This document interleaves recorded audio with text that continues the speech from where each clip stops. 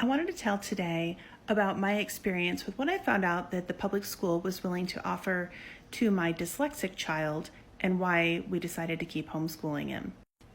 My older dyslexic son expressed an interest in possibly returning to public school in about 7th or 8th grade. And so I said, okay, well, let me look into this and see what they're going to do for you to help you continue to learn in spite of your dyslexia.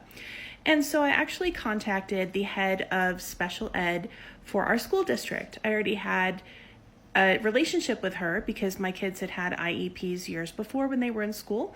And so I called her up and I said, here's what we're thinking. We've been homeschooling and he's possibly interested in coming back to school, but he needs a lot of accommodations. How will that work? Can we get that right away or what?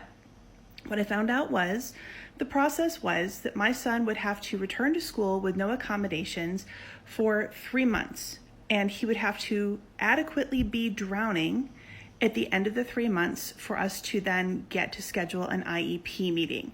So school in our area starts in August, so we would have been mid to late October at the end of that trimester, and then we could schedule an IEP meeting, which would be in another month, so mid to late November.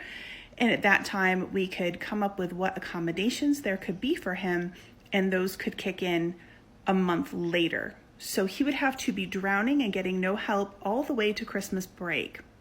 And there was absolutely no way around it. There was nothing that they were going to do for him before that. And then when I asked, well, what would be the accommodations that you would typically make for a dyslexic student, I found out there are none.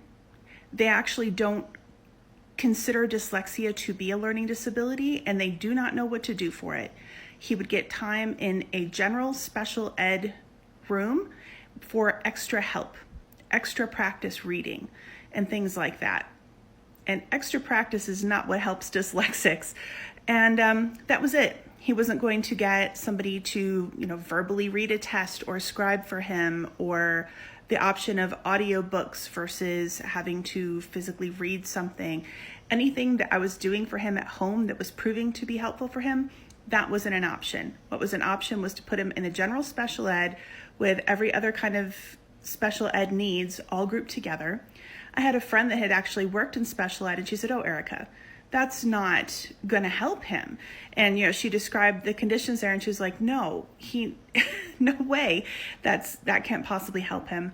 And so bottom line was, I found out that public schools were not at all equipped to help my child, and he chose to stay at home. So find out what's going to happen at school.